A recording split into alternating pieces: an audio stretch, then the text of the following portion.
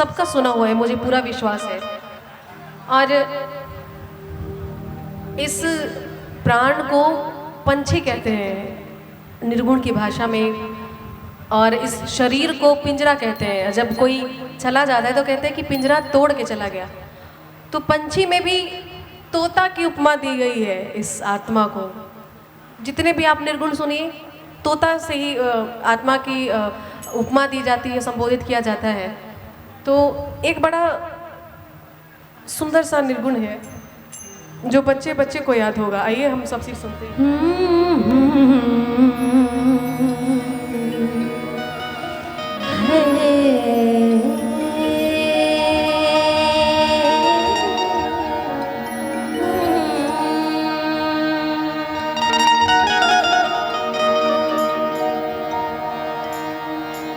काहे माया में भुलाइल बाड़ा तोता,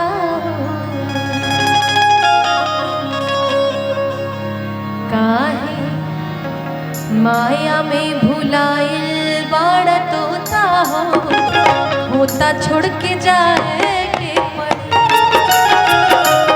काहे माया में भुलाइल बाड़ा तोता हो, होता छोड़ के जाए के सगरी स्वार्थ खातिर नीमन बाहर होता हो, सगरी स्वार्थ खातिर नीमन बाहर होता हो, होता छोड़ के जाए के पड़ी।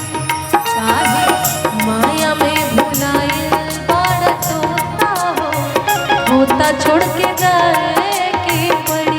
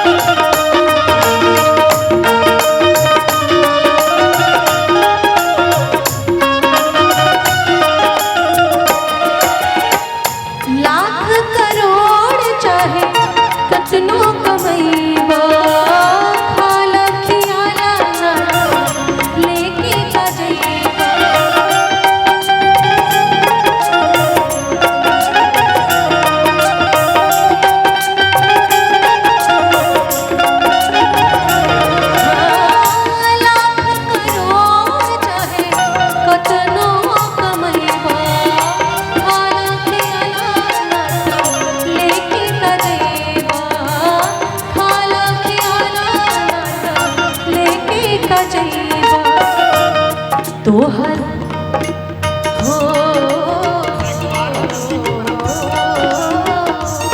तोहर खुली जाई पहिरल लंगोटा हो, तोहर खुली जाई पहिरल लंगोटा हो। अरे खोता छोड़ के जाए के पड़ी, माया में भुलाए बाड़ा तोता हो, होता छोड़ के जाए के पड़ी।